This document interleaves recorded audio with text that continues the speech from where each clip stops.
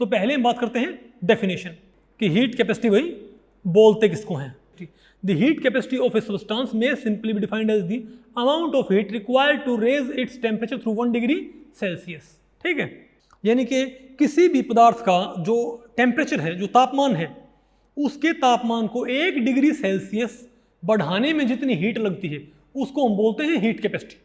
ठीक है, मान लिया आप ये माने कि आपके पास भाई एक बकेट पानी है और उसका टेम्परेचर है रूम टेम्परेचर के बराबर, ये मान लो कि भाई 25 डिग्री सेल्सियस पे है, तो आपने उसको एक बकेट पानी को आपने 26 डिग्री सेल्सियस पे लेके जाना है। तो 25 डिग्री सेल्सियस से 26 डिग्री सेल्सियस लेके जाने में जितनी हीट आपको सप्लाई करनी पड़ती है उसको हम क्या बोलेंगे, हीट कैपेसिटी।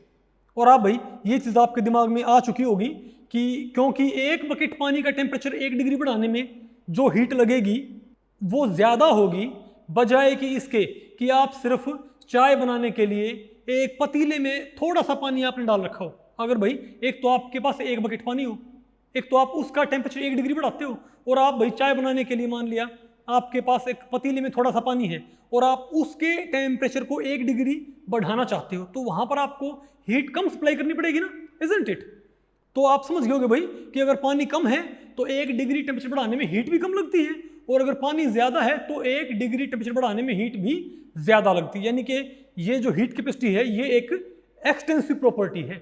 आगे आपको पढ़ाएंगे ना जब थर्मोडायनेमिक्स, तो वहां पर आपको पढ़ाया जाएगा एक्सटेंसिव प्रॉपर्टीज और इंटेंसिव प्रॉपर्टीज। आपको मालूम है एक्सटेंसिव प्रॉपर्टीज वो होती हैं जो कि भाई अमाउंट ऑफ द सब्सटेंस के ऊपर डिपेंड करती हैं, इंटेंसिव प्रॉपर्टीज वो होती हैं जो कि नेचर ऑफ द सब्सटेंस के ऊपर डिपेंड करती हैं। तो यहाँ पर आपको भी साफ साफ नजर आता है कि जो हीट कैपेसिटी है सॉलिड्स की वो एक्सटेंसिव प्रॉपर्टी है। अगर मान ले कोई आपको ये बोल दे कि भाई एक पूरा स्विमिंग पूल है, उसका आपने टेम्परेचर 1 डिग्री बढ़ाना है, तो वहां पर आपको क्या ज्यादा हीट सप्लाई नहीं करनी पड़ेगी, बिल्कुल आपको भाई ज्यादा हीट वहां पर सप्लाई करनी पड़ेगी। इसलिए हम क्या बोलेंगे कि भाई हीट कैपेसिटी क्या है, एक एक्सटेंसिव प्रॉपर्टी। ठीक है, अब ये बात आपने ध्यान रखना कि कोई भी एक्सटेंसिव प्रॉपर्टी अगर पर यूनिट हो जाती है, कभी भी पर यूनिट के रिस्पेक्ट में हो जाती है, तो वो इंटेंसिव प्रॉपर्टी बन जाती है। जैसे कि आप ये देखें मास क्या होता है, एक्सटेंसिव प्रॉपर्टी, लेकिन मास per unit volume, per unit आती है क्या बन जाती है, वो इंटेंसिव प्रॉपर्टी। मास पर यूनिट वॉल्यूम क्या बन जाएगी, आपकी डेंसिटी, जो कि क्या होती है,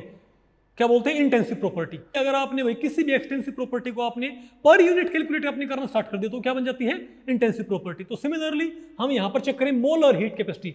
मोलर हीट कैपेसिटी की डेफिनेशन क्या होगी, amount of heat required to raise the temperature of 1 mole of substance through 1 degree Celsius. यानी कि 1 मोल पदार्थ का तापमान 1 डिग्री सेल्सियस बढ़ाने में जो हीट लगती है उसे हम क्या बोलेंगे, मोलर हीट कैपेसिटी। यानी कि भाई अगर हीट कैपेसिटी पर मोल हो जाए तो पर मोल, तो ये भी क्या बन जाती है, इंटेंसिव प्रॉपर्टी। तो हीट कैपेसिटी क्या थी, एक्सटेंसिव प्रॉपर्टी, लेकिन मोलर हीट कैपेसिटी क्या होती है, इंटेंसिव प्रॉपर्टी। ठीक है, यानी कि अगर मान लिया भाई आप एक बकेट पानी का टेम्परेचर 1 डिग्री बढ़ाते हो, ठीक है, तो वो आपकी क्या है, एक्सटेंसिव प्रॉपर्टी। लेकिन अगर आप 1 मोल पानी, यानी कि आपके पास 18 ग्राम पानी है, आप उसका टेम्परेचर 1 डिग्री सेल्सियस बढ़ाते हो, तो वो क्या बन जाएगी, आपकी इंटेंसिव प्रॉपर्टी। ठीक है, तो उसको क्या बोलेंगे, मोलर हीट कैपेसिटी। यानी कि 1 मोल ऑफ सब्सटेंस का टेम्परेचर 1 डिग्री बढ़ाने में जो हीट लगती है उसे हम क्या बोलते हैं, मोलर हीट कैपेसिटी। अच्छा, एक होती है स्पेसिफिक हीट कैपेसिटी। क्या होती है भाई, आपकी स्पेसिफिक हीट कैपेसिटी। ये चीज क्या होती है, इसमें ये होता है कि भाई 1 मोल की बजाय अगर आपने 1 ग्राम आपने पदार्थ ले लिया, आपने 1 ग्राम सब्सटेंस का आप जो टेम्परेचर है 1 डिग्री आप बढ़ाने की कोशिश कर रहे हो, तो उसको हम क्या बोलेंगे, स्पेसिफिक हीट कैपेसिटी।